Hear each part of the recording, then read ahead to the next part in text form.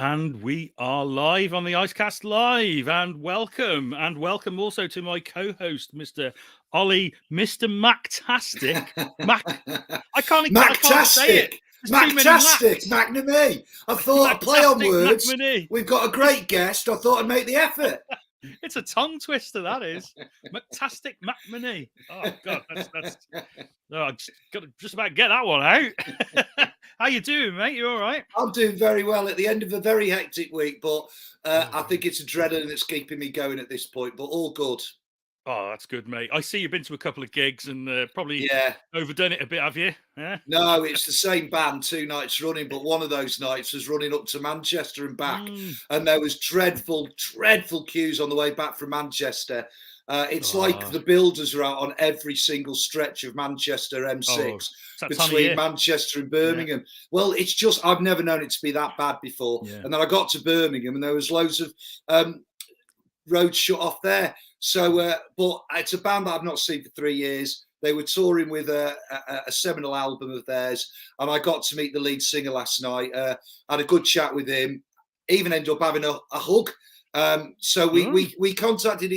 We touched each other on a human level, which was nice. Oh. So yeah, it's been a very special week, and going to be even more special tonight as well. So I reckon he's gone home. I reckon he's gone home and said, "There's just been this really creepy guy. He kept touching me and hugging me." Well, I've had a bit of a week as well. We just yesterday the Hedrick campaign busted its limit. We did it. We got there. So I've been on a bit of a high for the last sort of 24 hours. Yeah. Or so. It's what comics can do for you, though. They can, mate. They can, and I'm so excited that this book's going to be coming out and that it's hit its target. And and it's great for the creators. This is Lawrence's first comic that he's written. And David as well. I mean, he just keeps putting out great work, and it's so good to see it getting published. I'm just really happy that there we go. Thank you. There we go. Brilliant. And where are we at now? Yeah, so we're well over target. And what is the goal? I can't see the goal from here because the goal was 3.5. Excellent. Excellent. So we're at 3 days to go. And 3 days to go, and there's still worth loads of cool stuff. Yeah, loads of cool stuff still available. So very exciting, very exciting. But enough about me and you. Tonight we have an amazing guest. Oh, I like that. Amazing. Spectacular even. Spectacular even. Or fantastic. Yeah. Fantastic. Anyway, and there is a little clue with your jacket, of course. Thank you for going to all that effort. And the mug. Well, I will. There you go. Look at that. You've got to put them on. Yeah. So, of course, tonight our guest is Mr. Dan Slott, who, has worked on most major characters for Marvel, done a little bit for DC as well, even a little bit of Ren and Stimpy, but now, right at this moment, this month, he's here to talk about predominantly a new Doctor Who comic, which we are very excited about, aren't we? It's come out of left field, that announcement, and it is quite a coup by Titan. And I know that Dan's really, really excited about it, being a big Doctor Who fan for many, many years. Yeah, it's nice to see a creator working on something that they really love. For, It's I just love that. You don't always get it, do you? And I'm really looking forward to seeing what he does. So, without any further ado, Sam, play that VT, and we'll get on with the show.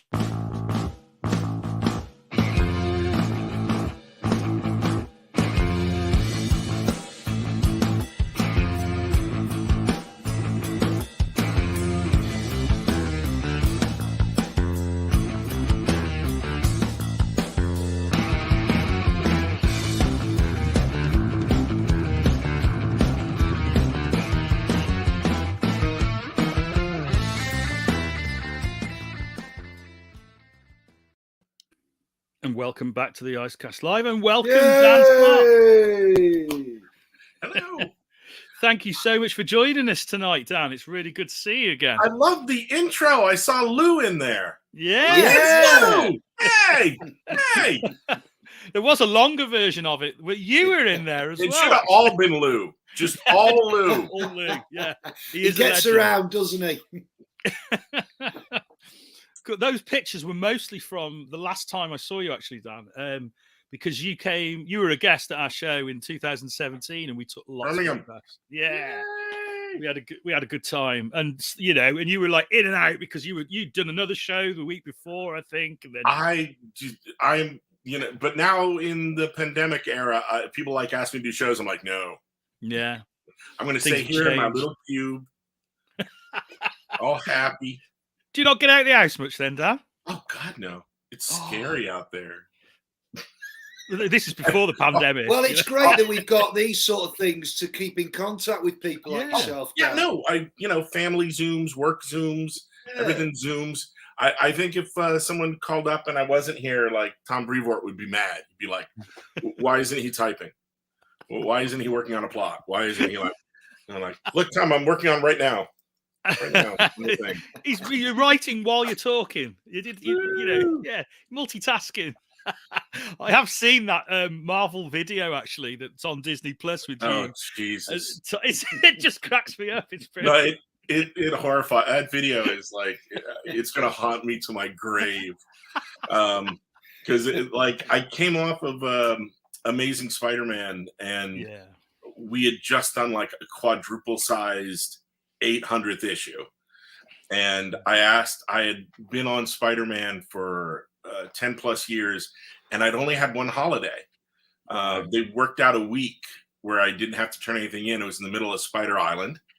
And because I'm the human I am, I flew to England. I hung out with my best friend, saw David Tennant and Catherine Tate in Much Ado About Nothing, and then flew home. Yeah.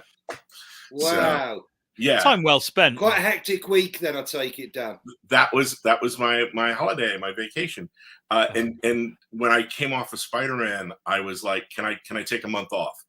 A week, 2 weeks? And they're like, no, you must start Iron Man now, and your first issue is a double size.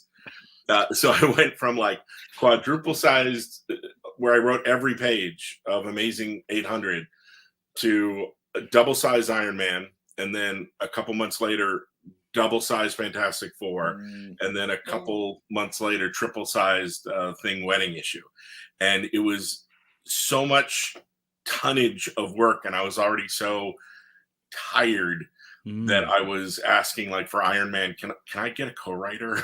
And so now everyone thinks I keep Chris Gage in my pocket. Like Chris Gage co-writes everything with me, and I'm like, no, I was really freaking tired, but we couldn't say that in the video. And ever since then, and it's no offense to Chris, but I'm kind of like, it got my dander up, and I'm like, you'll notice that since that video, I have not used a single co-writer on anything. I'm like, I'm gonna prove to you it's. Chris isn't just off camera then today, Dan. Yeah. Writing while you're doing this. But I do love him, and we hang out whenever I go out to the coast, and he and his wife Ruth are lovely, and they write a million things anyway. Oh God, they're so prolific. I mean, Chris has done so. I mean, I get a lot of stuff that Chris has done that. Chris has done that. He's done that. You don't realize, how much he gets around, doesn't he? Chris is amazing. He's just a gun. I have a hard time pulling the trigger on any choice in any plot. Like I work out 4 different versions, or is this one right, or is that one right? And I think the beauty of Chris is he goes in and bang, bang, bang, bang, bang. Yeah. And he's pretty fearless, where I'm like, I overthink everything. It's really nice when he comes in suddenly, oh, we have a first draft now. Okay. Cause you just pulled triggers.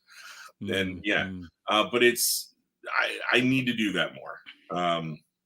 I don't. I think we all need to procrastinate less, don't we? I mean, that's something I fall a victim to all the time. Is procrastination, and it can be a real sort of bane, can't it? It's more like, I really want this page to be a splash. I always walk into every major sequence in any comic wanting something to be a splash, and then there's so many things I want to do in the story that by the end of every issue, that splash has become a 5-panel page. Right down, and it happens all the time. So how's that working? How does that work on something like Doctor Who, where you're such a big fan? There's 60 years of history, and I know you're only dealing with a short amount of that. So surely that must be procrastination and wanting to get the job right as a fan and to please the fans. Where do you start? When you approach any project, especially something you really care about, it's like you have this giant idea bucket. Like you've always wanted to tell that story. You've always wanted to like when I got to do Batman, it was like, oh man, I got this bucket I've been carrying around with me for like so many years of my life where I've always wanted to do Batman. Here, it's full with Batman ideas. And it was the same when I started Spider-Man, where you're like, I have all this stuff. It's like you shook the can. It's like, just open it. Just, woo, and there's your issue. So with this Doctor Who special, man, I've wanted to do Doctor Who for forever. Yeah. So there's so much in this. I'm so happy with how it's all come out. It's set during the middle of season 3. So the whole thing is one giant love letter to the first 2.5 seasons of Doctor Who. It was a great period, that as well, I think, for the TV show. Yeah. And that's why we're using Martha as the companion. Also, there's something very thematic about what's going on in the lead story, where it's a really good Martha story. Cool. And there's a backup by Mike Collins where you're going to get to see a 9th Doctor story. So we get a 48-page lead with Rose, a 48-page lead with the 10th Doctor and Martha. And there are 2 artists on it, and I can't say why, but it's on purpose. Right. Because the story's taking place in 2 different ways. Yeah. Cool. And it's totally on purpose. And Chris Jones is doing one section, and Matthew Dow Smith is doing another section. And there are many pages where they work on both pages together. Cool. So you'll see. I like the sound of that. It's sort of it reminds me of the old Havoc and Wolverine series, where it was Kent Williams and John J. Muth teaming up on one story. That's going back a bit, isn't it? Yeah, I know I'm showing my age. It's all on I can't wait. I don't want to give away what's going on in the story. Exciting. But it must be hard to plug a book when you can't talk too much about it. Yeah, I don't want to. You'll see it. Yeah. But we gotta. Oh God, where's I going to go with that? So we have a 48-page lead with Chris and Matthew, and then we have a 10-page backup with Mike Collins, with the 9th Doctor and Rose. So you get 2 doctors, 2 companions. It's just. It's all a great thing about having someone like Mike. A lot of viewers might not know this, but of course Mike Collins does a lot of the storyboards for Doctor Who, doesn't he? And as well as being a great comic book artist, what a great link to have on. It makes your special even more special, I think. We have Mike Collins, who has been like storyboarding since the 9th Doctor. Yeah, He's been for a while. I first met Mike as a kid, growing up in England. I would read Mike Collins stories in Mighty World of Marvels and the Daredevils. Oh, yeah. And then, but I met him for the first time on the TARDIS. Wow. I went up to Cardiff. They had me as a guest on the set, and Derek Ritchie, one of the producers, was like, "You want to meet Mike Collins, our comic book guy, our storyboarder?" I was like, "Yeah." So then Mike came with us, and I was goofing around on the TARDIS with Mike Collins.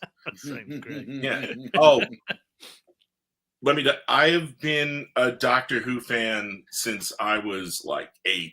We would get it in America on public broadcasting on the East Coast. So I would see it whenever I visited my grandma. And who was your first Doctor Who then? Weirdly enough, I started like the first ones I saw were Tom Baker and Sarah Jane and Harry. What an era. I started with Robot. Was like the first one I'd ever seen was Robot. Wow. And in America, they would put them all in one night. You would see like one serial. Right. Oh, God. That was like a marathon. Dr. Overload. These things were meant to be watched like one a week. Oh, definitely. Yeah. I remember as a kid, it would shit me up and you'd have to wait a whole week before it came back on again. and you'd still be shit up the next week because of what was happening. It was great. You guys just put up Mike Collins art from his Power Devil parody. I love that. Thanks, Sam. Sam works quick. That's where pretty good. That's where the Bullseye parody character kills someone with a Q-tip. Yes. Himself. Yeah. I will never forget that. Mike Collins perfectly mimicked Frank Miller. Great, isn't it? It's great. Yeah, he even mimics the storytelling style. It's fantastic. Oh, he's brilliant. Yeah. I was watching, so like every now and then I'd either, my 8-year-old stamina would wear down and then I wouldn't know how an adventure ended. And this is pre-VCR. Yeah. No, how did they get out of that arc in space? What's going on? No. So I would force myself. So I remember seeing all of Genesis of the Daleks. Oh, that's a heavy going one, isn't it? That was great. I remember seeing all of that. I remember seeing all of Talons of Wen Chiang. So there were like a lot of chunks where I'd see like, oh, hey, robot! Hey! I saw all of Pyramids of Mars when I was a kid. So I knew what Doctor Who was. Right. And when we moved to England, I was like, oh my God, I get to watch this like properly, like once a week. And we moved right at the time of Leela 2 and K9, and they were going to the Leisure Hive.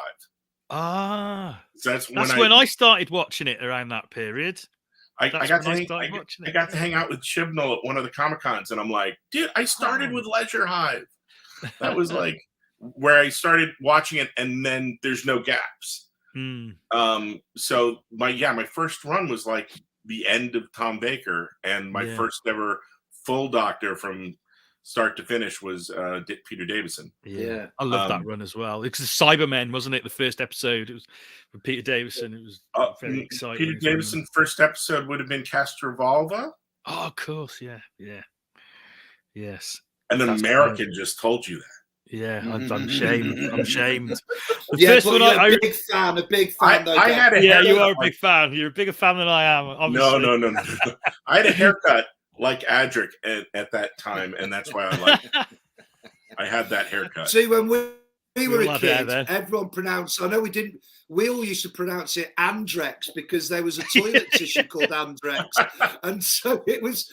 Even in my mind now, years later, all I can think of is Andrex. So like I love the classic characters and the classic villains, and you are going to see one of my favorite baddies in the Mike Collins Ninth Doctor story. Lovely. Because I wanted to use a classic villain, classic aliens in that story, because when you think about it, his whole run never really leaves Earth. They'll be in orbit around Earth. Yeah, it was very earthbound, wasn't it? Yeah. So in my mind, and I also didn't want him to meet villains baddies he hadn't met yet, because that bugs me. I'm very sorry, Big Finish. But that it feels like it violates continuity. Even though technically it's possible because he's a time traveler. He's a time traveler. Yeah. But if the first time he goes up against the Vashna Narada is, in the library, he shouldn't meet them when he's the Ninth Doctor. It would be weird. Yeah. So I thought, well, I'll just use classic villains and the stories in a spaceship hovering over England. So I'm like, I didn't leave I felt I stayed true to the Ninth Doctor. Yeah. Era. What other ground rules did you set for yourself then, Dan? I didn't want to do a multi-Doctor story. I think those should be special and few and far in between. Yeah. I would only use characters that fit in continuity. But it was less about ground rules and more about what if Titan wises up and doesn't let me do anymore? Like, how do I throw everything into this special? How do I take everything I've ever wanted to do, Doctor, and just ram it in there? So it's more like I wanted to make sure I hit time travel, space travel. I wanted to make sure there's so many boxes I tick off that I use all the Doctor Who accoutrements correctly, and special powers and abilities and attributes, things about him. If you've never seen it, like, because I'm assuming some of my readers that I've picked up over the years for She-Hulk or Spider-Man or whatever, that they might not ever have seen Doctor Who. So this is going to hold a jumping on point as well for a lot of people, I would imagine. Yeah, and the best way to jump on to Doctor Who is have an American write it. Yeah, but an American who knows a hell of a lot about Doctor Who. Oh, way too much. It's very when I was a kid. So like we moved over and Leisure Hive. It was 1990 on the dot, and watching Leisure Hive, 1980. Sorry, and I knew that from having seen like Tom Baker stuff, I knew about the legacy. And one night they did a special where they showed the 3 doctors, so I kind of knew the whole Megillah. I went to Forbidden Planet on Tottenham Court Road, and I got the Target novelizations, and I would read 1 or 2 a week, starting with Unearthly Child and the Daleks, and just going in order. I was going to make sure, as a comic book fan, we deal with continuity all the time. I was going to absorb all of it as fast as possible.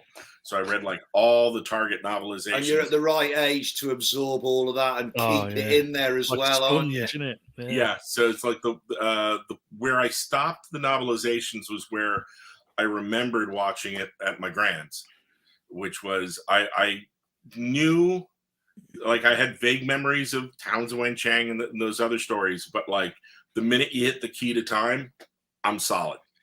I'm good. So I read all the Targets up till then. So yeah, we're gonna see classic villains, new takes on classic villains. We're gonna see villains from the first 2.5 years.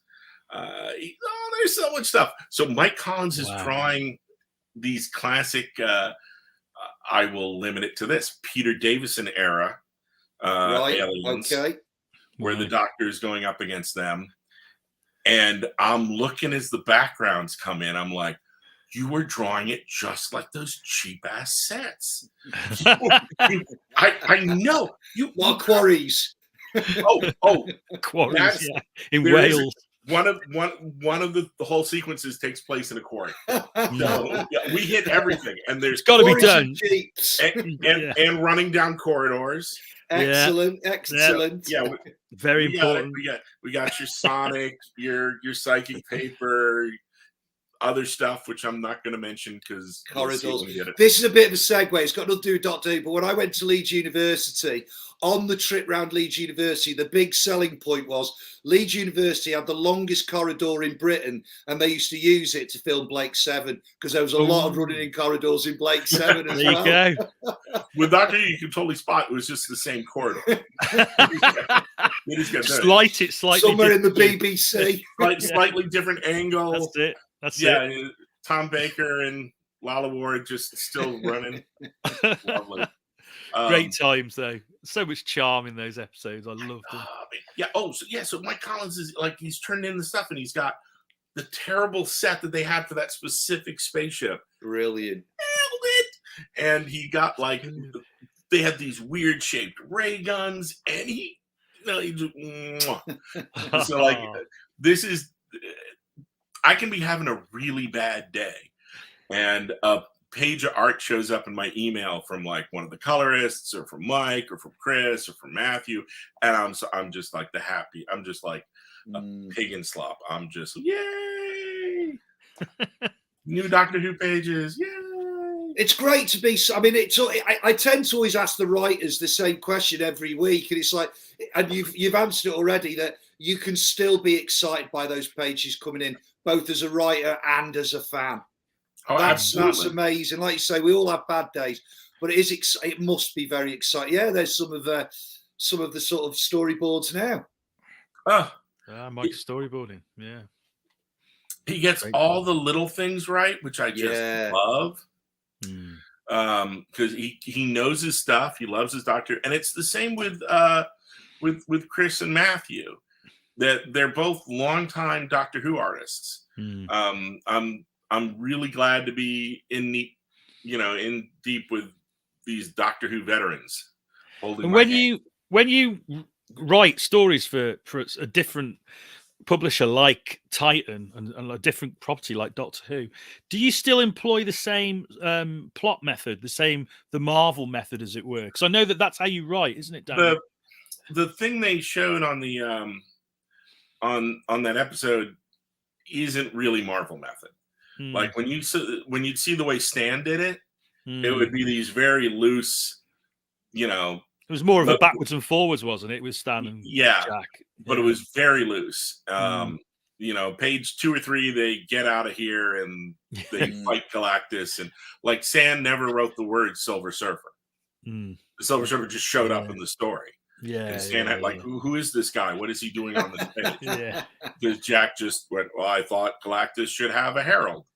What a mind. What a creative mind Kirby was, The stuff he came out with, it was just, whoa, where did that come from, So there's, the way I work is more like, it looks like a standard comic script. Right. But with almost all the dialogue gone. So it's describing panel for panel what I need in the shot. So it allows the artist a level of freedom to maybe approach things from a different angle or to take a different approach. And if they want to add an extra panel or take 2 panels and try to combine them into one, I'm usually very cool with it. And I'm just like, the more freedom you give the visual storyteller and how they present the visuals, the better off you're going to be. Totally. With this one, I worked closer to full script than I had in a long time. Right, I did wonder.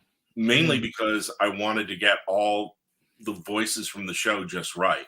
Yeah. It's not just like when I get the art, then I look at what the art is in a Marvel comic, and then I go, oh, the character would say this. The difference I can give you is, like, I did an issue of this one comic where I had this back and forth going with 2 characters, with Reed Richards and Hank Pym. And in my head when I wrote it, and I gave some indication of what the dialogue was going to be to the artist, but in my mind, it was very almost like an episode of Frasier, where they're one-upping each other and being witty and clever. And when the artist drew it, it was like a WWF, like before they start the match, like, I'm gonna get you, Reed Richards. I hate Pym, and they're all over the top.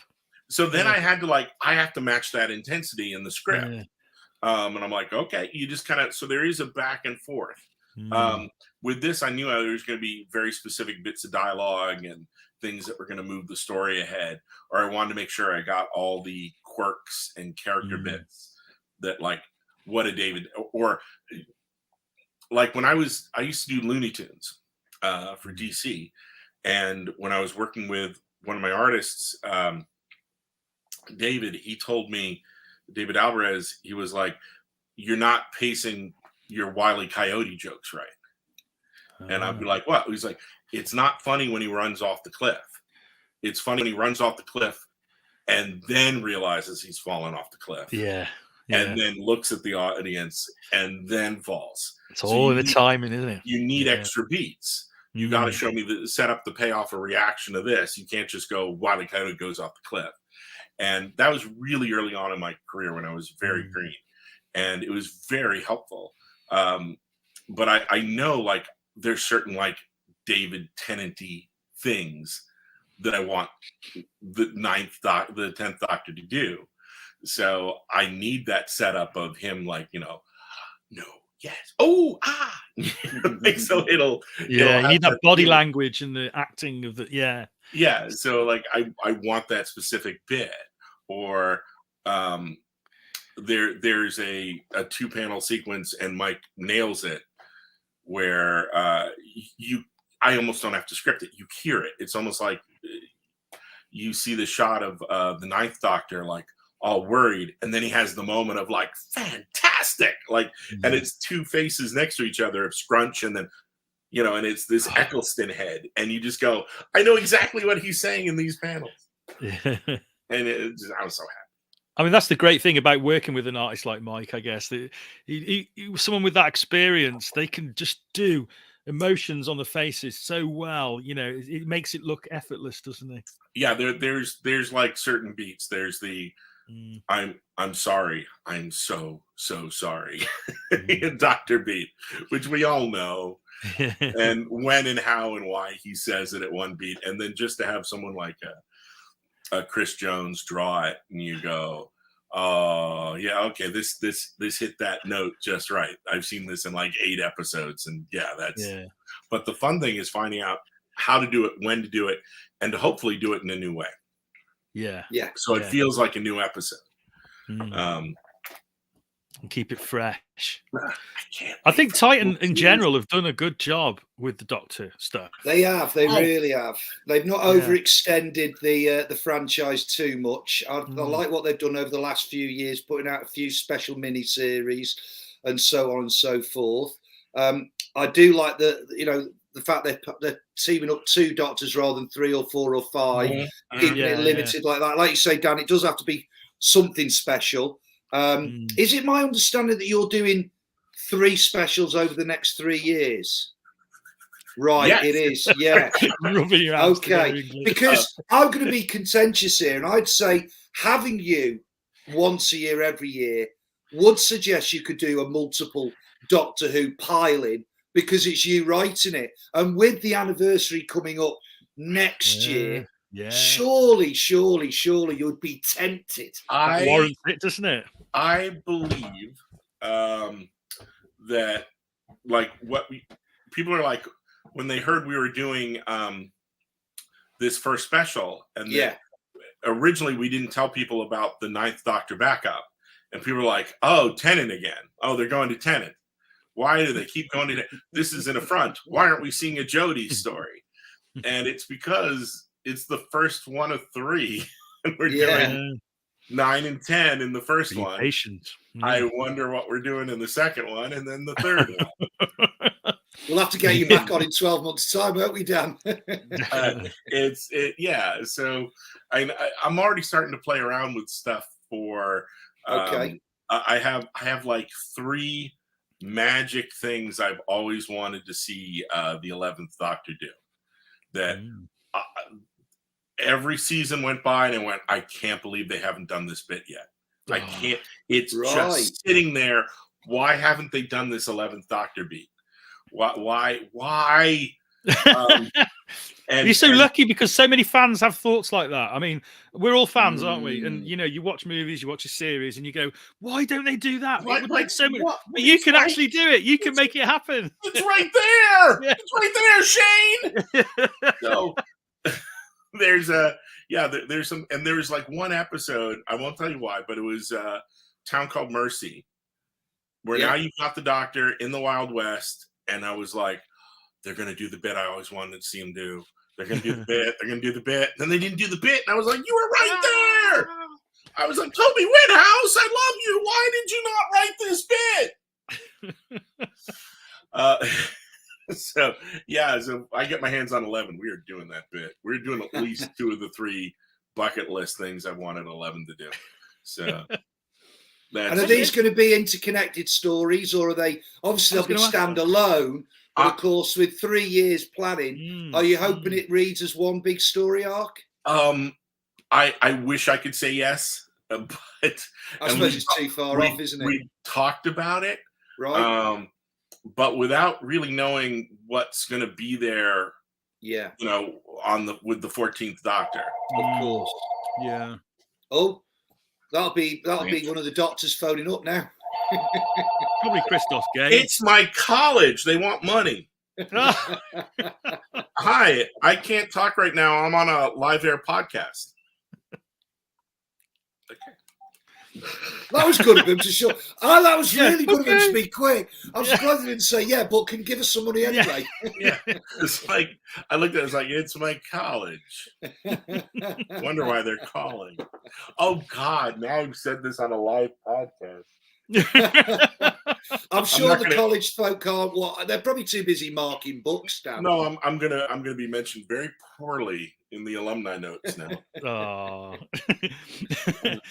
So you're still involved with your college, are you, Dan? You sort of do stuff with them? And... No, your college in America never leaves you. Wow. Yeah. Right. They'll come up to, when they are putting me in the ground, they'll be like knocking on the coffin, like, "Hello, it's your alma mater." You know, in these trying times, you're like, oh God. Over here, they can't wait to get rid of you. Yeah. As soon as you're done, that's it. You're out the door. Go away. Next lot, please. You know. I remember like one time at my college, I saw we had this lovely fountain and near the commissary, and they said they were spending this money on donations to beautify the fountain, and they effectively turned it into a disco ball. We were like, whoa.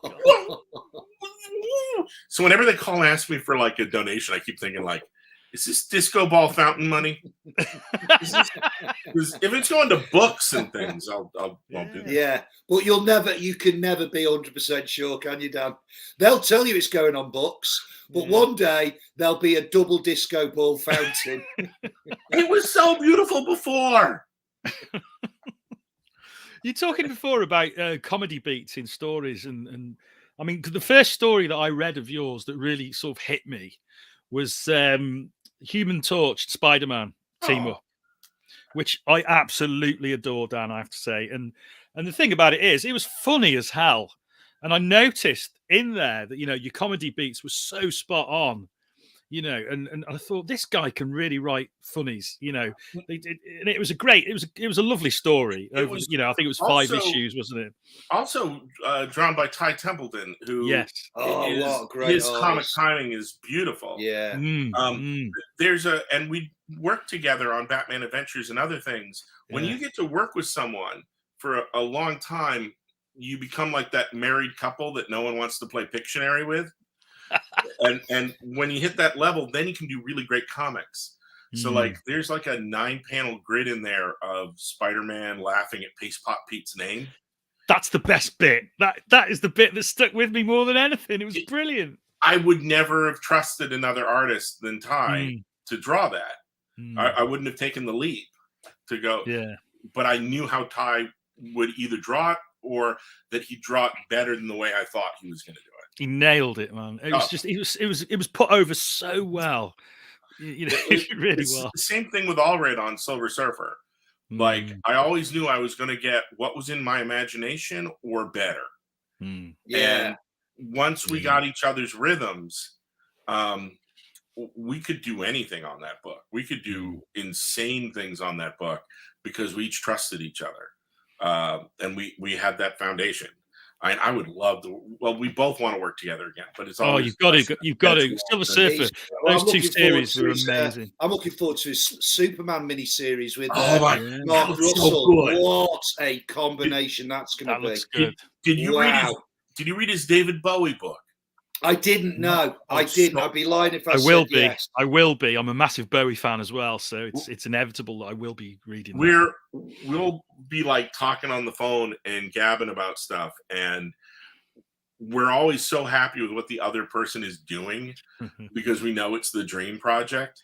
Yeah. So like when he was like, I know if it's anything related to The Prisoner, David Bowie, like I know his, you know, the Monkees. I know there's certain like, you know, bucket list things that when I know if Mike's working on those, he's so happy. And he knew it was that way with me working on a book with Ben Grimm and working on the minute people heard about the Doctor Who thing, they were all like, this is just you.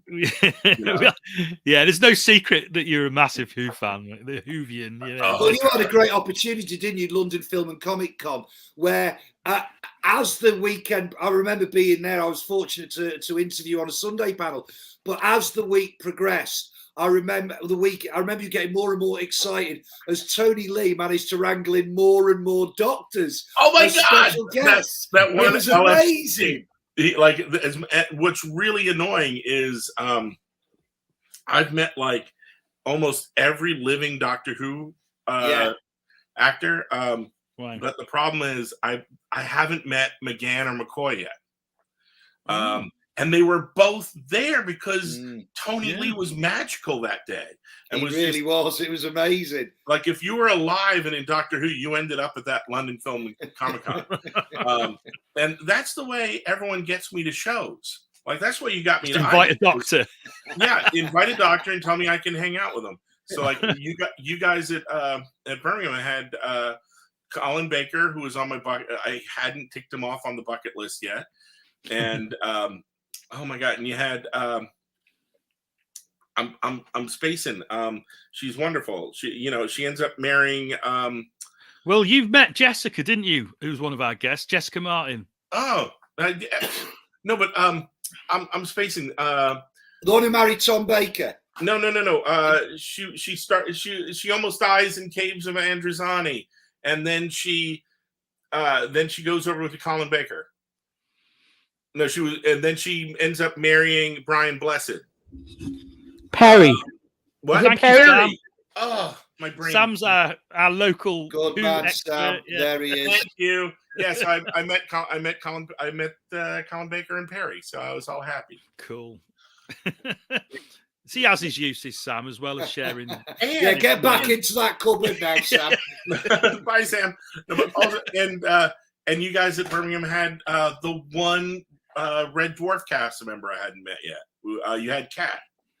So. Oh, he's such a great guy. He's so good in real life. He's greatly opinionated, I think. Not afraid to speak his mind. But he gives some people you meet like you, and they give you your all. 100%. Yeah. Danny's a great guy. I was fortunate enough to interview him, literally catch him on the sort of hop, and he gave it his all. In absolutely fantastic. Cool guys. And have you met Jodie yet? Then Dan, I take it with the pandemic and everything, you have. Yeah. Fantastic. And I interviewed her on Marvel.com at the New York Comic Con right before the pandemic. Right. Her and Chibnall and Matt, who is one of the producers. Brilliant. And that was because we'd had it like a live stream, and fans could send in questions, and you could see questions and things like rising up on the screen. So in the video for that, like one question, it just nailed me where it went, "Is Dan in love?" Because I was just like looking at Jodie Whittaker with just hearts coming out of my eyes. But to be fair, I look at every doctor like that. Yeah. So when the 14th Doctor gets announced, will that be the thing that gets you out of your exile? Yes. I will put on the Bubble Boy suit and I will go to the convention. You just cosplay as one of the sort of more heavily made up aliens. Yeah. Also, I've become very good internet friends with Mandip, Yaz, Mandip Gill. Oh, cool. And we're just like fun, like direct messaging each other stuff. That's and we're like nice. goofing around. So I would love. I've gone to like screeners and things where they've had Q&As, and I've been in like the front row. I've been like right near, but everyone's always like run off, and so I've yet to officially meet Mandip in the real world. We can be like, well, we'll get there. We'll get there. Well, yeah, of course. And is there a prospect, do you think, in the future that you may write some of the TV series? They're never letting an American write the TV Come on. series. They're never letting an American write the TV series. What happened back in 1996? There have been, comic there writers haven't. who've crossed over. Not Americans, but Not Americans. There have been comic writers who have crossed over. Yeah, there have. Paul but Cornell. Neil Gaiman's a Brit. Neil Gaiman. Paul Cornell as well. And yeah. But no, they're never letting an American write Doctor Who. Kidding? That's not fair. You're mad? You can't help. You can't help it. Would you though? If the offer was given to you, let's imagine in a parallel universe where all the American writers. I pitched. Stephen Moffat was really lovely, and he let me pitch. Right. To send him pitches, and he was very lovely about it. And I knew damn well that an American comic book writer for their first ever live action TV credit was going to write Doctor Who. I've written cartoons, but never live action. So that wasn't I don't think that was in the Hey, cards. you're fulfilling your dream doing it through the comics. It's canon. Yeah. Well, It counts. The pitches I did, one of them, it was possible to extricate the Doctor and insert Silver Surfer. So there is one Silver Surfer story which was originally a Doctor Who pitch, because that's our whole Mike and my Silver Surfer run was a love letter to Doctor Who. Yeah, definitely. You can sense that. It's certainly been mentioned in the past, hasn't it? We did not hide it. Like you look at our like the first trade comes out, and there's a our front cover quote is from Toby Whithouse, and our back cover quote is from Derek Ritchie. We knew exactly what we were doing, but it worked. I mean, you got an Eisner for that one of those series, didn't you? Or one of the issues. Mike, we got best issue of that year was for Surfer 11 of the first run. That's it. I remember. Yeah, issue 12 of the second run was that Doctor Who pitch that I repurposed, but none of the others were repurposable. Right. So one of them is the lead story. Is that original? Like it was one of those pitches. Is the lead story of the Doctor Who special.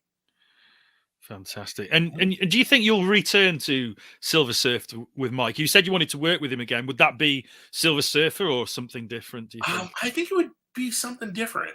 There was a while where we were talking with each other about, wouldn't it be fun if we each did if we teamed up together? We've done space. What if we did like Doctor Strange? What if we got all trippy and magical? But there are Marvel plans for Doctor Strange. He's one of those characters, isn't he, in the MCU? He is now. Yeah, it's a shame because Mike would do a fantastic Doctor Strange. He did a Doctor Strange one-page story in Marvel 1000, and I loved it with the washing machine. It was great, and the cloak. But there are big plans for Doctor Strange in Marvel, because we got a movie coming up. And they've just done the stuff with Clea. It's lovely. I got to be careful because I started talking about the inner workings. Let's move we on. don't want to get you into trouble. We don't want to get you you mentioned Silver Surfer. I mean, Shane said, would you ever? I mean, obviously you can scratch that itch with your work on the Fantastic Four, can't you? Yeah. And boy, are you scratching an itch at the moment with the Reckoning War. It's like you're throwing everything and the kitchen sink out. Particularly, I'm not going to say too much about issues 42 because it's only just come out. That it didn't feel like a tie-in to the Reckoning War like some issues can. It felt like a very important issue in many, many different ways, I think. And what Reed Richards does with the Thing, I think, is both cruel and appropriate, but typical Reed Richards. Well, he is not typical Reed Richards in this story. He has all the knowledge and possibly some of the abilities of a Watcher shoved into his head. So he's kind of like a very elevated Reed. But no beard anymore. No beard. Just beardies. He's not the beard. There's a lot of upset about that. I don't know why. There is also a part of the Fantastic Four fan base going, when are you going to shave the beard? So it was You're never going to win, are you? Yeah. There's a Yiddish joke where a wife gets her husband a birthday present, and he opens it up, and it's a red tie and a blue tie. And the next day he's getting ready for breakfast, and he goes, I'm going to show her how much I like this present. And he puts on the blue tie, and he heads down to breakfast, and he goes, huh? And the wife looks at him and goes, what's the matter? You don't like the red tie? And that's every comic book fan. If you go left, they'll be like, why didn't you go right? Well, I mean, you certainly felt that on Spider-Man. It always, 10-year run, you're going to have, but it doesn't seem to me you have that much contention on your Fantastic. Admittedly, it's not a 10-year run at the moment. I suspect it might be. I suspect it might be. When Rachel Stott saw the plot for with Reed Richards shaving, she was like, "You're shaving the beard?" And I went, "No, you're the artist. You're shaving the beard. You're going to get the blame, Rachel. You're the one with the razor. You get to draw his chin, but all the other artists are going to have to follow after that." Yeah. So I love that. We were saying offline before what a perfect artist Rachel is for this run. Yeah, she is really so good. Yeah. The Rachel has gotten short shrift because what she does so well. And a lot of times, if you excel at something, people think that's all you can do. And she is so excellent with likenesses on licensed comics. Yeah. That her Jodie Whittaker looks like Jodie Whittaker. Her David Tennant looks like David Tennant. Her Matt Smith looks like Matt Smith. Her Peter Capaldi is like Peter Capaldi walking out of the page at you. Her Planet of the Apes looked like Planet of the Apes when she was doing that. With that Star Trek, Planet of the Apes. With the classic Star Trek characters. Yeah. Like, she really good. nails likenesses. And everyone thinks, oh, we don't need likenesses in this book. Like, oh, we need likenesses. Let's get Rachel Stott. Yeah. And the fact is, she can do everything. Yeah. Rachel can draw it's everything. Proving it on this Fantastic Four run. Certainly proving it. The layouts, the action. I've been throwing everything I can at her, and it always comes back gorgeous. Returned Galactus, got fused with the Mighty Destroyer, and became this hybrid amalgam creature called the Destruction. That the Silver Surfer is leading somewhere in space with the ultimate nullifier, and Rachel killed on that. I write a page where you pull back a panel and you suddenly see all the Starjammers are there. Yeah, and there's Rachel Stott drawing all the Starjammers, and they look fantastic. Every scene, there was a scene with Reed and Sue, and I felt like I didn't give it enough space, and she made it the most romantic sequence in the whole world. There's nothing she can't do. She can do the quiet moments, the big moments. She can do cosmic. She can do comedy. She can do, Moon Knight. Moon Knight collapsing because the moon's been destroyed and he's upset. She can do everything. Oh, that's Cafu on our covers. He's great cover. Great cover. That's cool. Yeah. It looks like he's cut himself shaving a bit too much there. Because there's a lot of blood spilt in Reed Richards this issue. Does he bleed rubber, I wonder? Because surely if everything about him is elasticated, at some point that blood can go back in, can't it? No, he's got fluids. He eats food. Yeah, it's weird when you try and think about the science of Reed Richards. Yeah. I remember when they did the Ultimate version, and they said that he didn't have any organs and he was liquefied. Yeah, it was like that's just messing with my head. But I guess it made more sense. Everyone's got these weird points of contention. Like I know if you want to tick off Tom Brevoort, draw Reed Richards stretching his neck. He's like, Reed Richards doesn't do that. That's elongated man or plastic man. Reed doesn't stretch his neck, and it drives him crazy. But when people draw the Thing like at Hulk size, he's like, no, Thing is short. He's short. Yeah. But you get all these pages, you're not going to change it. You're going to go, hey, it's there's certain things that like get on his nerves. There's like you want to get on Devin's nerves over in the Spider office. Draw Venom with a big tongue. That drives him crazy. He's the Venom. Really? He hates the big tongue. So like everyone's got their bugaboos. Right. Their personal. That's interesting, isn't it? That's very interesting. Yeah. An editor's like foibles sort of creates a different style. Oh, we're all like that. If nothing bugs me more on Spider-Man art, and I will ask for changes. I will call up the artist. If you draw Spider-Man's mask and you make one of the web lines going right down the chin. Oh yeah, that's a crime. The chin does this. There's no stripe on that drives me. You can do as many lines as you want. You can give them like 20 lines, 8 lines, whatever. But if you put that line down the chin, that drives me nuts. It just totally changes the look of the mask. It just doesn't work, does it?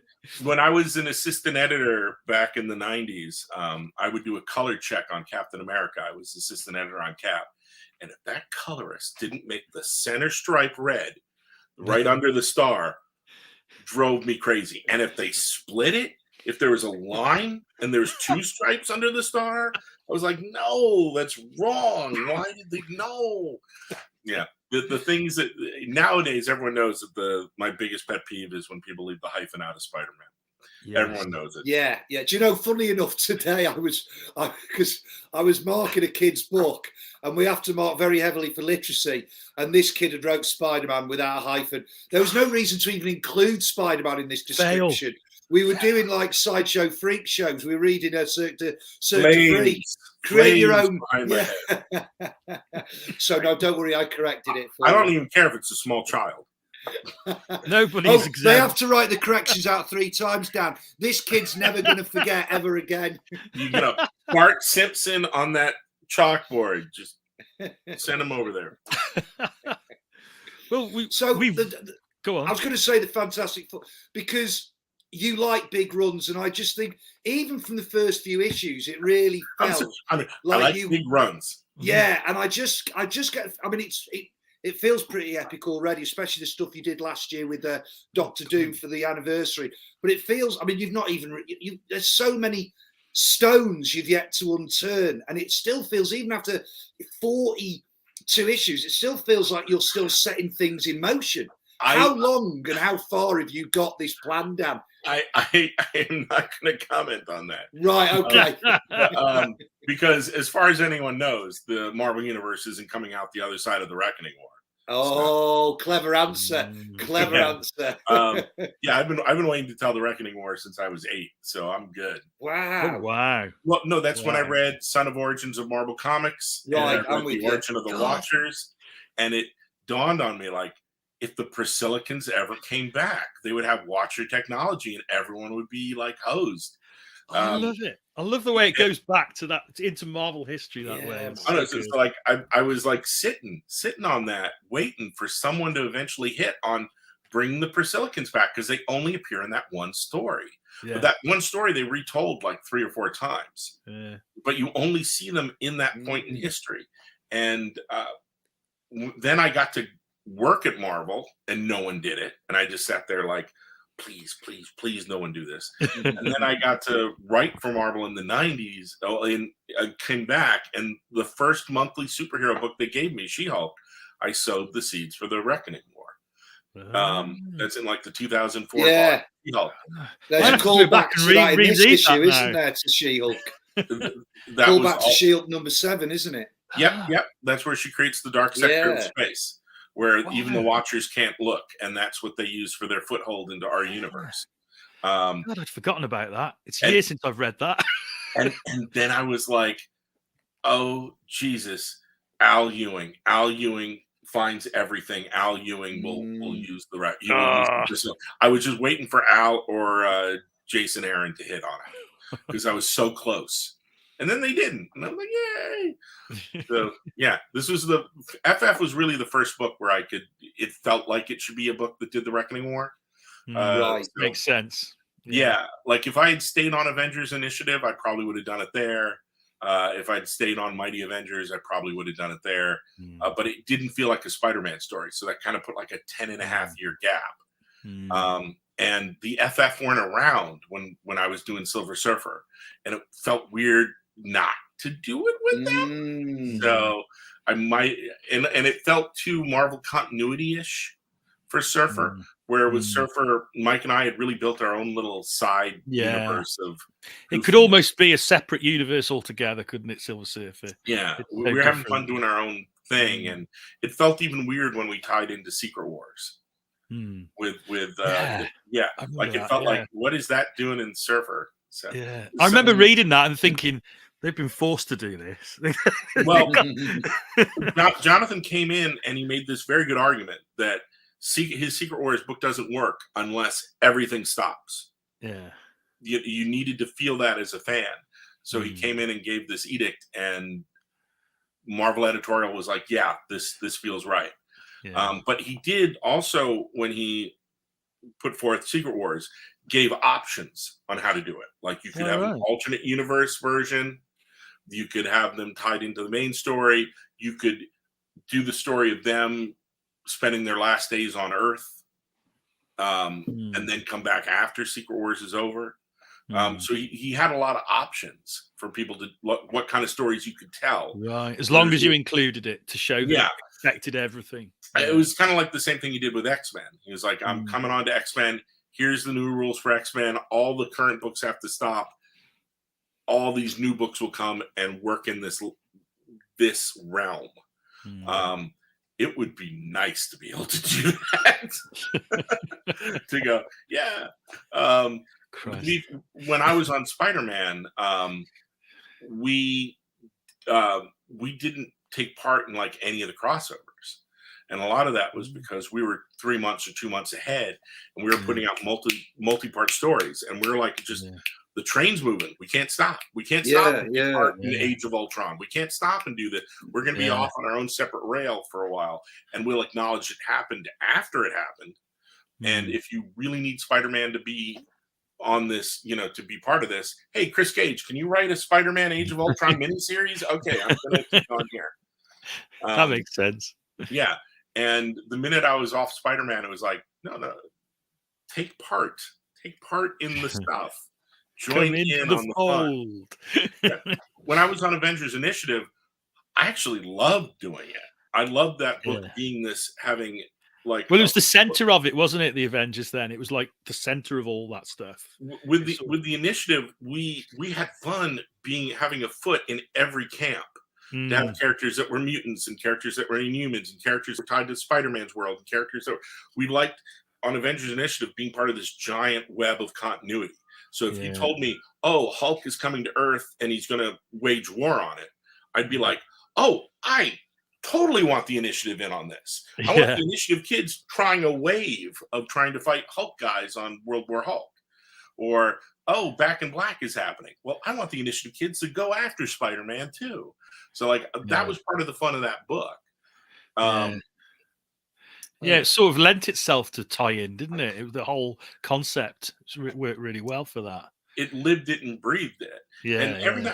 I'm always amazed that when people come up with a really good take on how to take their comic, make it a crossover issue, and yet stay true to their book. Like a really good example of this was when they did Secret Invasion, and the Hercules book did a story about Hercules going through space, like dealing with the gods of the Skrulls. And you went, oh, see that one. That's interesting. That sounds good. Yeah, like it plays into, it was Frank Van Lente and possibly Fred Van Lente and possibly Fred and Greg Pak. But they found a way to keep the identity of their book, tell a very unique story, but it still felt like a piece with Secret Invasion. And to me, that's the magic. When you get that going, then the crossovers or something that's very like one writer like me on Spider-Man, or when Jonathan was with X-Men, like where they set out this path, and then everyone who finds their own way to carve out part of that. Like having Chris Yost do the Scarlet Spider book, or Rick Remender do the Agent Venom book, and how we're building this fun playground that we can all take part in. Yeah. I suppose some crossovers lend themselves to it more than others, don't they? Some of them, they can be an inspiration. I mean, obviously last year you did Empire, so that must be easy when you have to do a tie into Fantastic Four, because you're right. Well, I know you were co-writing Empire with Al. But surely that must make it easier to do a tie-in book if you're one of the writers on the main miniseries. Yeah, where with that, I was with Al for the planning session, and then we worked everything out, and then Al went in and did the heavy lifting. But at that point, we knew where the FF was going to be, what they were doing. And the weird thing is, by helping out Al on that, I kind of tripped myself up, because the Fantastic Four became so pivotal, that if I started telling FF stories, I'd have to tell stories that danced in between the raindrops of Empire. And my take on that is that's never interesting. Yeah. So what I did was I went, okay, you know what? I'm going to form a new Fantastic Four. That's you've got to do. If you're going to do the Fantastic Four, you've got to do an alternative one. Very cool Fantastic Four, by the way. And it was a chance for me to get my grubby mitts on Spider-Man again. Like even after 10 and a half years, it's like I still have him show up in FF from time to time, or do a side thing over. There's a link, isn't there? Like there's always been that link with Spider-Man and FF. So I mean, from the very first Spider-Man issue, it was FF, wasn't it? So and their history is intertwined, isn't it? So it sort of makes sense. Intertwined like a spider's web. No, but like with when I was doing Spidey, every so often I do Spidey Torch or Spidey FF, or have the Future Foundation or somebody show up, because I love these characters. And I will never get sick of writing Spider-Man. Like there was a point when I was working on the book and I had written issue 600, then issue 700, and then 800 was coming, and I was like, it's time. I talked to Marvel and I was like, I gave them tons of advance notice, but I went like, I think it's time, because it also wasn't like, there was a point where Jerry Conway reached out to talk to me about stuff. It was when I was getting the death threats for Superior, and we were having this lovely chat, and he went, I only had to write it for a sprint. You're writing a marathon. Yeah. And I went, Jerry, we're doing it 2 to 3 times a month. I'm doing a marathon of sprints. That book aged me.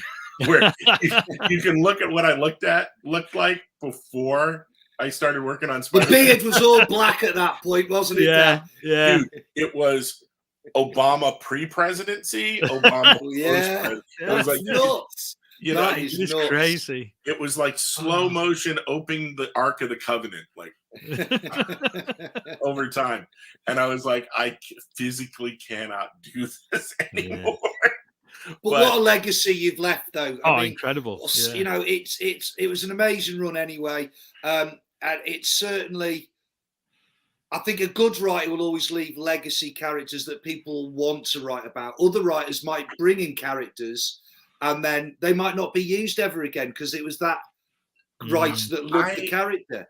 I freak out when I see stuff like, even though I knew it was coming, like when Mr. Negative in the PlayStation 4 game.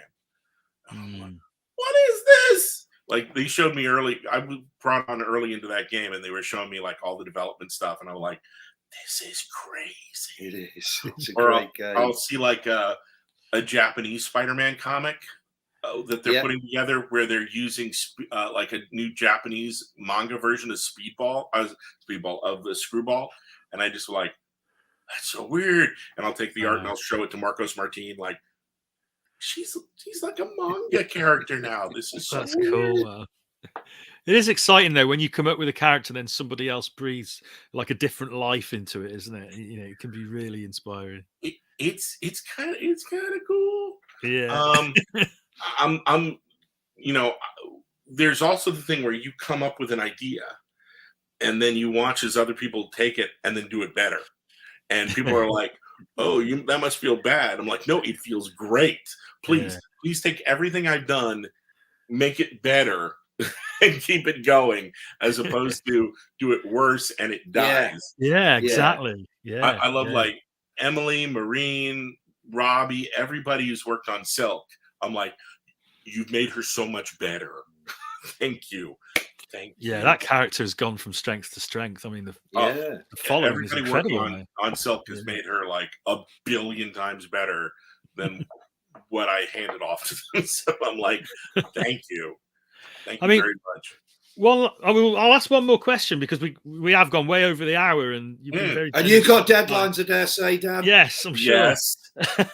So the last question is: you've written just about every Marvel character that most people can think of, but is there a character that you've yet to tackle that you would really like to have a go at? I am really bummed because when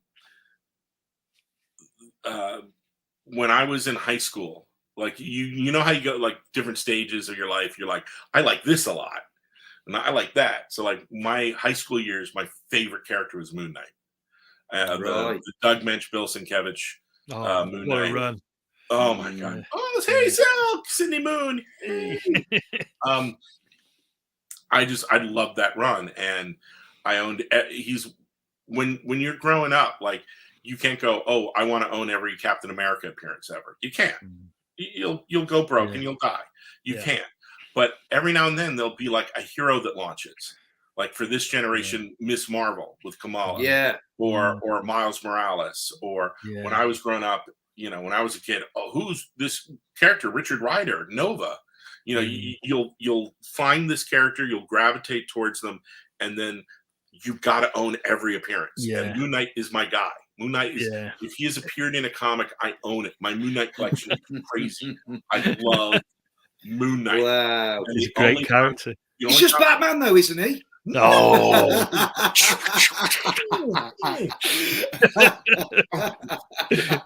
How dare you, Olly? No, but I had to say that. Someone had to say it. But when like I've only written him twice. Right. Okay. In Great Lake Avengers miniseries, they're recruiting heroes and go, "Will you be a member of the Great Lake Avengers?" And he goes, "No." And and in this in the Reckoning War, when we blow up the moon, he's like on the rooftop, and like, "The moon's gone!" No! So I've written like these two weird appearances of Moon Knight, and they're both sort of comedy appearances, really, as well, aren't they? Yeah, he's not known for his comedy, really, is he? Moon Knight? No. But except for the Dracula stuff, which is made up. Oh yeah, no, but that's great. But there's that one great panel where like he's talking smack with the Punisher. Oh, where it's like I love it. Whenever he meets the Punisher, it's always good. Oh, wonderful. Actually, I had a project in the 90s that when Punisher was super popular and had like 1 million titles. I had pitched a 2-part bookshelf that I was going to write. Jimmy Palmiotti was going to pencil and ink. All right. And Bill Sienkiewicz had agreed to paint the covers. Ooh. And it was going to be Punisher versus Moon Knight. And it was through the Punisher office. And the Moon Knight office killed it. Because it involved Frank learning something about Mark Spector's past, where something Mark had done in the past was so unforgivable. Yeah, there you go. There you go. That panel, that magical panel. Oh, I love that. It's brilliant. That's good. That's great back and forth, that is, isn't it? Love that. It's so spot on. Hey! Damn.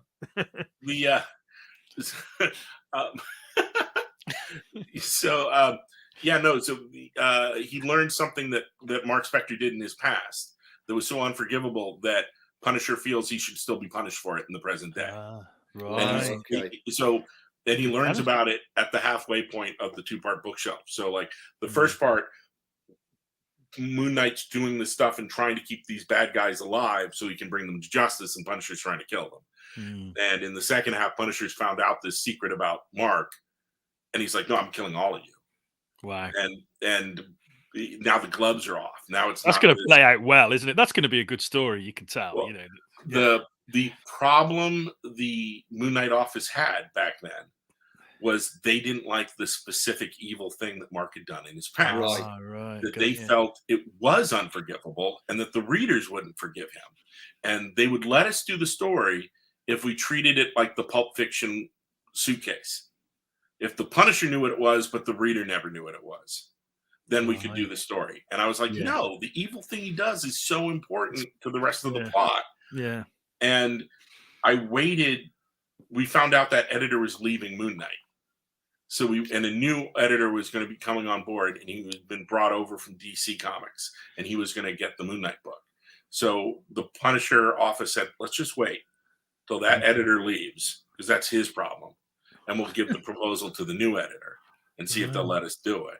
And the new editor, when he came in to get the book, the old Moon Knight editor said, if the Punisher office gives you this proposal, you need to kill it. Oh, no. So he spiked it as a good bike. Bloody hell. What a bugger. Yeah. I want to read that story. I want to read it, man. But that was it. And recently, because we're doing these Moon Knight Black, White, and Blood, or Black, White, and Red books, they asked me if I wanted to do a Moon Knight story, and I was so happy.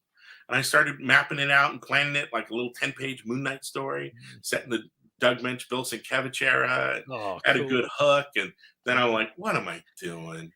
what am I doing? I got the Reckoning War, these specials. Oh no! I'm working on a Doctor Who special. I've got a secret project that we're working on. I have no bandwidth for this, and I'm also not using co-writers at the moment because I'm still mad about that. So I was like, a momentary lapse of reckless abandon. Yeah, so I'm like, I had to be an adult.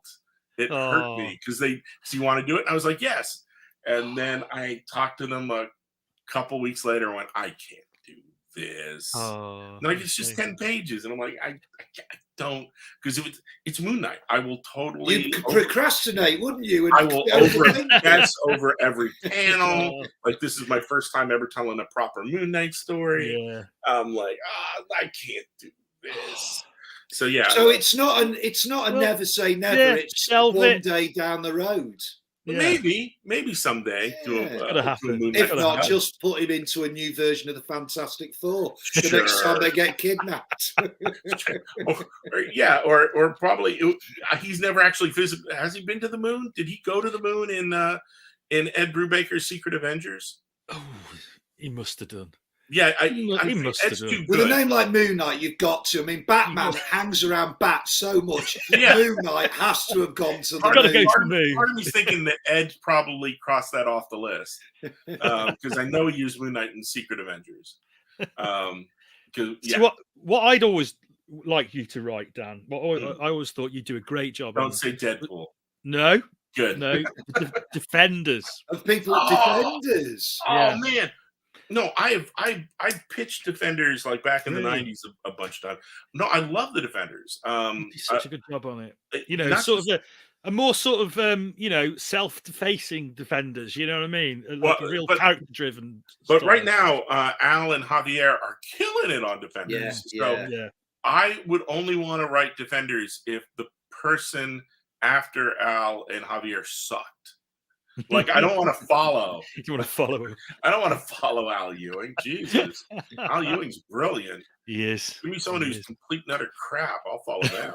And feel like, oh, yay! Slott's here. And also with Defenders, like, people are scared. Ever since I killed Peter Parker and shoved Doc Ock's brain in his head, people are like, he'll do anything. Like, that's what's so great. You don't know what's going to happen. Favorite character, he'll destroy them. So, like, whenever people hear I'm heading close to a character, they start getting nervous. And Defenders, they're like the unbreakable book. You can elves with guns and headmen, and you can do anything. Exactly. That's why I think it'd be a great fit, because they are a bit quirky. Ever since the beginning, when they first started, they were always a little bit different. I mean, the Avengers are like the Rolling Stones and the Beatles, and the Defenders are like Jerry and the Pacemakers or something like that. It's Velvet Underground. It's very Great Lake Avengers, but on a scale that could wreck the world. Yeah. Or the universe, which is also fun. My problem is I love like the two golden eras of Defenders. I like it when it's Hulk and Strange and Surfer and Namor, but I also love it when it's Nighthawk and Hellcat and Valkyrie and Gargoyle. Great. Like all these weirdos. Those last few issues of the first series, when it got cancelled, for me, that was a high point of the stories. It was really wacky. It's all the Moon Dragon stuff and all that. It was great. It's just the weirdest thing. And like whenever they try to replicate it, like when they did the Champions, and it's all these weirdo characters together, you're like, somehow it didn't work. No. When it was Hercules, Ghost Rider, and Angel Iceman, and you're like, what is this? Is this potluck? Are these all the pieces that fell at the bottom? Because that was my run of Mighty Avengers. My run of Mighty Avengers was no one would let me have any characters, and I was like, they told me I can write Avengers. Can I use this guy? No. Can I use that guy? No. Can I use anyone who's been in it? Like that? Anyone who's been an Avenger? Yeah, like. I stole, when I moved from Initiative to Mighty, I stole Hank Pym and Jocasta. Like I moved them over, and I said, like, is Brian using Jarvis? And like, no one's using Jarvis. I'm like, boom, give me Jarvis. Now it feels like Avengers. I've got Hank, Jocasta, Jarvis. Who else? And then I ran around like begging people for characters. Like, can I please? And then everyone had bizarre caveats. Like, okay, you can use Hercules, but you got to bring Amadeus Cho with him. Like, done. Yeah. I'll take it. Give him to me. And then it would be like, you can use Loki, because I was like, I thought I hit on something. I'm like, Loki forms the Avengers. Loki could be an Avenger. Yeah. And they're like, Loki's currently female Loki. I'm like, could female Loki pretend to be Scarlet Witch? And they're like, ooh, yeah. I'm like, okay, now it looks like I have Scarlet Witch. Yeah. I like it. I like the way you think. The only other characters I could get were like last minute. And if I knew I had them from the get-go, I would have gone nuts with them, like US Agent and Quicksilver. But they were very last minute additions. But then once I had them, like, now I've got a weird Avengers team. I think you can have fun with characters like that, can't you? Because then it's all about the characters. You know, it becomes character driven as opposed to plot driven. You know, but what you mean, like the Detroit Justice League? Yeah, like the Detroit Justice League with Vibe. The difference was when you have a book like that, you can break the toys. Yeah, and I couldn't break the toys because I was borrowing Cassie and Vision from Young Avengers. I couldn't break them. I couldn't create a love triangle with Amadeus because they didn't want that in the other book. I couldn't, I couldn't break Hercules. I couldn't break Amadeus because there were other people's cast. I started having all these characters I couldn't break. So eventually the book became the Hank Pym and Jocasta show because they were the only characters I could like totally mess with. It was that way with classic Avengers with Scarlet Witch and Vision because you couldn't really touch Thor, Cap, or Iron Man because they had other books. Yeah. It used to be that way with Wolverine because everyone with their salt knew that if anything happened to Wolverine, it would happen over in X-Men. Yeah. So if you were the poor sod writing the Wolverine monthly book, you knew that nothing you really did could have an effect because they're messing with them over in the X-Men. You gotta tread water. It's a really tricky job to write licensed comics for a living because there's stories you love these characters because when you were growing up, they're on your lunchbox and you had the PJs and you had all the action figures and you saw the movies or the cartoons and you have this deep abiding love for these characters. And then you get a chance to write them. And what you quickly learn is you have to be very clever and tricky in how you do the illusion of change. How you give this book a forward momentum that feels like you don't know what's going to happen next. But at the same time, you're going to put the toys back in the box. Yeah, and tricky rope to walk, isn't it? That one, I think. And the problem is we have a fan base that every 5 years you cycle in a whole new fan base, but then you also keep the ones you had, so you end up with 40-year-old guys reading comics who they've read this cycle so many times. That they go, why don't you change anything? Why is everything resetting? Why is Johnny Storm immature again? He matured in the last 20 comics I read. Oh, yeah. And you know what? The guy 20 issues ago went, why is Johnny regressing? He matured in the last 20 issues I read. And over and over and over again. So every now and then you get to do something where you're like, okay, I married Ben Grimm and Alicia. Yeah. They got married. Yeah, that's they a have kids. Forward. How did this happen? His story has moved forward. One rocky foot until they do the thing one more day. Yeah. He makes a deal with Mephisto or something. No, Agatha Harkness. Oh dear. I mean, it's the reality of it, isn't it, though, Dan? I am never splitting them up. I am never getting rid of them kids. But it works because the Fantastic Four at its heart is about family, isn't it? And I think that's where it lost its way back in the day when it was. I know there are other reasons why it wasn't in print, but for me, it was like you're not talking about family anymore. And I know you bring it back to family all the time. After these big epic runs, there are those lovely little microcosmic moments on Yancey Street. It's lovely. It's really nice. But then you see like letters from people or people online going, if he says the word family one more time. Oh, they're Marvel's first family for a reason. I hope Spider-Man doesn't talk about great power and great responsibility next month. Yeah, it's only his defining character trait that's really important. I sure hope Doctor Strange doesn't use magic. We've had a little comment from Leonard over at An Englishman in San Diego. Yeah. Currently not well, so being conked out in bed with the lurgy. Poor old lad. Oh, sorry, Len. Missed this, but I'll be definitely watching the replay later. You'll better. Love some Slott. Get well soon, mate. So, thank you so much, Dan, for tonight. It's been absolutely we've gone over talking. half an hour of your time, Dan. So it's been fantastic. It's gone so quickly. We've had such a good chat. It's basically been just three fans, really, hasn't it? Talking about comics. But there you go. This is me like getting all my convention needs out there.